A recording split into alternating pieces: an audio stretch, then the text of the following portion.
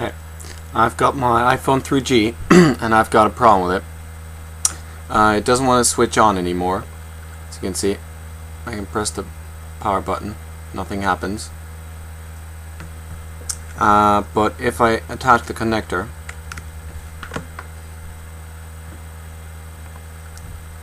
and I turn it on, you see the Apple logo. I don't think if you can hear it, but there's a very, very silent whistle coming from the iPhone, and after a while it will just switch off. I've also tried it with a different cable and a different charger. Same problem. I can set it into DFU mode.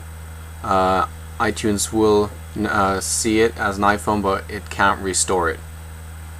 Also, I can't switch it on anymore now that it's turned off. I have to pull out the cord, stick it back in. Now I can turn it on again. Also, if I pull it, it'll switch off immediately. Yeah, basically that's my problem. I've got no idea what to do. Hope you can help me. Cheers.